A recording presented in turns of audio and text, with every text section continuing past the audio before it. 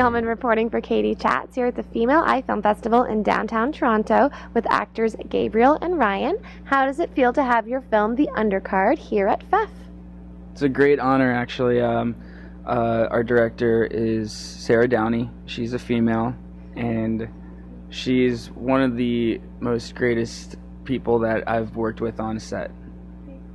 Yeah, it is an absolute honor to have her be a part of this and her film that she worked so hard to be made and produced, everything she did and put into it. So, I mean, what better film festival to represent it than the Female Eye Film Festival for a female director, writer, and producer.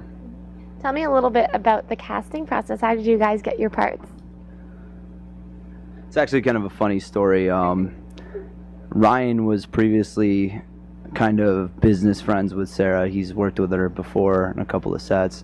And well, it's actually a very simple story. Yeah, we were going to audition for it. Yeah, we were going to do an audition. Yeah, and I was driving to the audition, and I figured I'd jump in on the audition with him. And we sat down. He was grabbing the sides for the audition. He looks over. He's like, "Oh, I know that girl. What is she doing here?" I'm like, "What's her name?" He's Sarah. Her name's Sarah. And he's like, "We should go talk to her." He says hi to her, and she's like, "Oh, it's been a long time, blah, blah, blah." One thing leads to another. She's like, "I'm doing this project called The Undercard. You guys should audition for it." And Ryan auditioned for, what was it? It was a detective, part, actually. Role. Yeah. Which we didn't get the detective No, you part. ended up getting a complete opposite part. But it just goes to show you, if your friend's car breaks down, then drive him to the audition. Yeah, exactly. And maybe you'll get a part. You might get a part. What was it like working with Sarah, and what was her directorial style like? She knew the story extremely well. She just exuded it. Yeah. So it was just great to be on set. She was in the scene with you, basically. Like, I think mostly what she's definitely that type of person where before she even gets on the set, she knows exactly what she wants. She knows what she's looking for, how she wants it, and she's not going to stop till she gets it. So it can be she can crack the whip sometimes, but it brings the best possible performance you can give. So it's a beautiful thing seeing that happen, and action being right there, part of it. She definitely goes against all odds to get the final product completed. Definitely. What's at the heart of each of your characters? I think deep down at the heart of my character, at least, say Anthony, he's a very withheld person on the outside, but he's kind of uncontrollable on the inside. He's a loose cannon in a way. He seems like he can keep control of everything. He knows what he wants, but deep down he's got this pressure that builds up, and he hides it well, and it seeps through the cracks every now and then. But he tries to keep everything shiny like chrome on the outside. There's a vulnerability with Tommy's character, but I think all in all the men in the film all kind of have like a vulnerability, and then the women have sort of like almost an alpha thing going on. So it's really good to contrast that with the cast in the film. And I mean, deep down inside, I guess they demand respect, which definitely it gives you your character a lot of layers to work with. What is the importance of women in film to each of you? I think it's absolutely important to have women in film. I mean, they draw center to things that are left out, and completely there's a void, I feel, in film nowadays that needs to be filled more, because there is a bias in a way that men get sometimes different roles or better roles than women don't.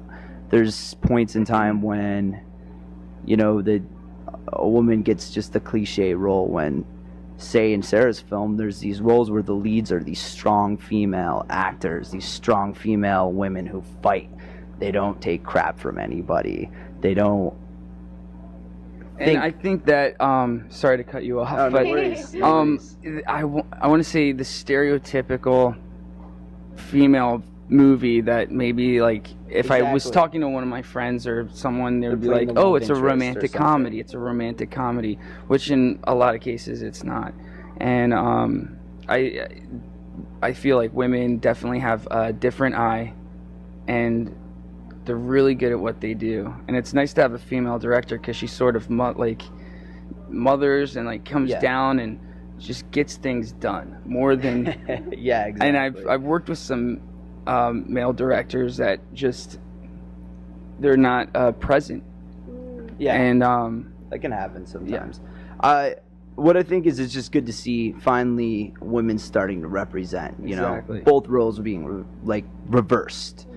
A woman getting to play the roles that guys usually play. Because Yeah, it's exciting. It's equal at the end of the day. Everyone's capable. That's the whole part of being an actor, is to be able to play something that you don't think you could possibly be in real life.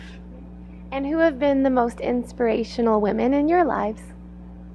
Well, my mother, of course. I mean, she's right here. Definitely my mother. I mean, she's been there every second, supporting me in everything I believed in, wanted to do, and I couldn't be blessed with a better person in my life than my mother.